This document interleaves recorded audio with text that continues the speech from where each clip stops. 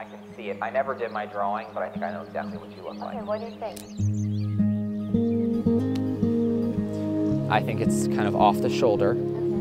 I imagine that it goes down and it's tight right here, and I think there's kind of a big kind of skirt that goes out, and I think there might be a little wee tad of a train going back.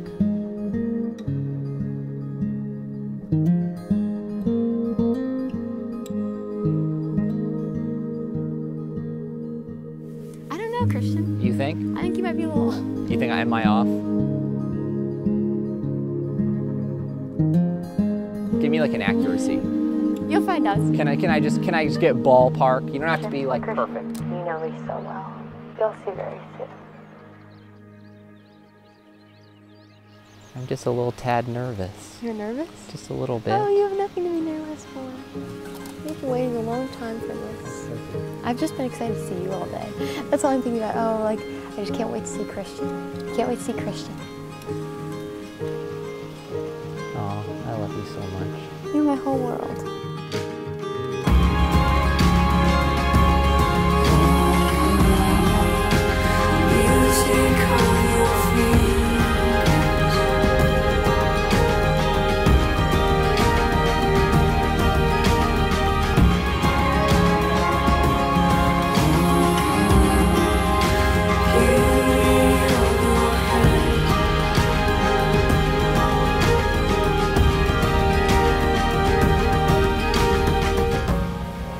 Take you back to August 15th of 2017 when I received an email from Christian. It reads, "Hey Pastor Gabe, I was wondering if I could meet with you. I would like to talk and just ask for your counsel. Thank you, Christian."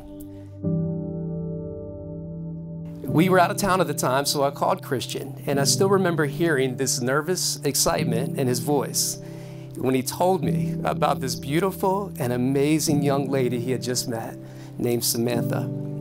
And nearly 6 years later, here we stand tonight. It's the way that you move, and I'm falling in love with you. For those that don't remember, 2017 is the time that you sent an email to a pastor, and I've watched that relationship grow over the years.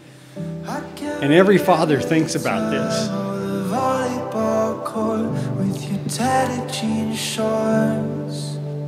When your little girl gets old enough and has a relationship, and you think that, well, maybe this guy is going to be the one that comes and asks for her hand in marriage. I'm falling in love.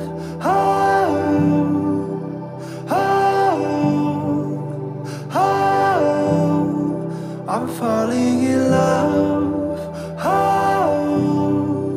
And I was happy to give you my blessing, our family's blessing. Need a house on a lake, a conversation frozen time. Samantha, you are the physical embodiment of the prayers that I have prayed for Christian's wife for his entire life. I know it sounds cliche, but they truly do complete each other. Christian, you are that part that makes Samantha whole. And Samantha, you are that part that makes Christian whole. And no matter what you may hear, he is good enough. Makes me fall in love.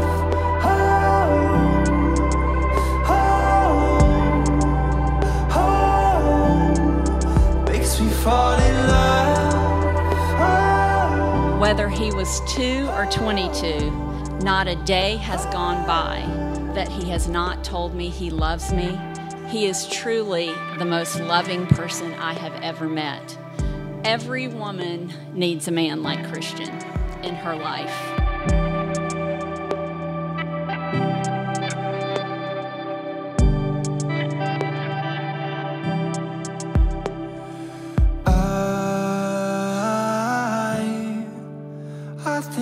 Marriage is one of God's greatest sanctifying tools on this earth.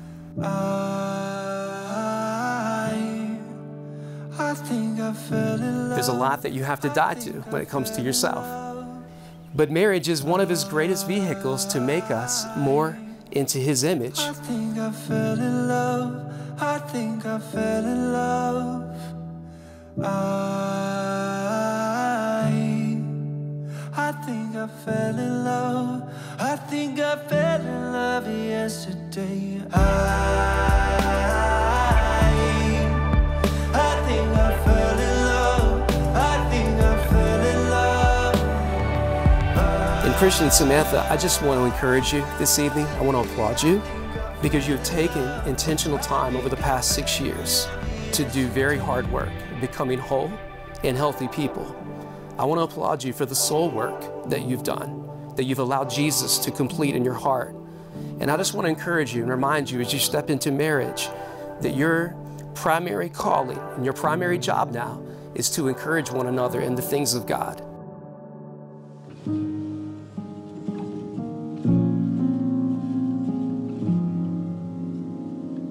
I heard a question asked recently, what's the key to a great marriage? And the response was this: outserve one another. Outserve one another. And that's to be the posture in marriage. And do it not just for the sake of your spouse, not just for the sake of Samantha, not just for the sake of Christian, but do it as to the Lord. As Christ loved the church and sacrificially gave himself up for her. And I just want to encourage you, because if Jesus is your point of reference, then outdoing one another in service towards each other will make for a wonderful marriage.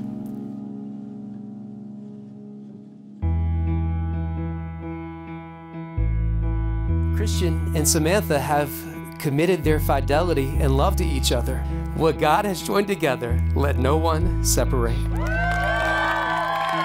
Hey brother, it's time to put your hands up, 'cause we're building a stage to stand on. Oh, we're building a stage to stand on. Getting taller and taller from the ground it began. You are each complete individuals in and of yourselves who I see every day choose to come together and form a beautiful partnership. If you spent any amount of time with Christian, you know that he's the kind of guy who likes to discover, to innovate, to find the next big thing, and to seek the remarkable. And in many ways, over the adventures we've done, I've kind of felt like the Robin to Christian's Batman, if Batman and Robin were both paleo and homeschool. Hey brother, it's time to put your hands up, 'cause we're building a stage to stand on. Oh, we're building a stage. The greatest success he's ever had and will have for the rest of his life is finding you, Samantha. One of my favorite movies was The Princess Bride. It's about romance and boldness and daring and adventure. And I want all of that for both of them. There's a really important line in that movie. And you might think it's, I love you, but it's actually, as you wish. Lord, I thank you that you are a covenant-keeping God, and your word says a three-strand cord is not easily broken. Lord, I pray that they always know where they are weak, you are strong. I know that you have plans for Christian and Samantha, plans to prosper them and not to harm them, plans to give them a hope and a future. Hey brother, it's time to put your hands up, 'cause we're building. And I pray that as they go along in their marriage, that they would always seek your face every morning and they would put you first.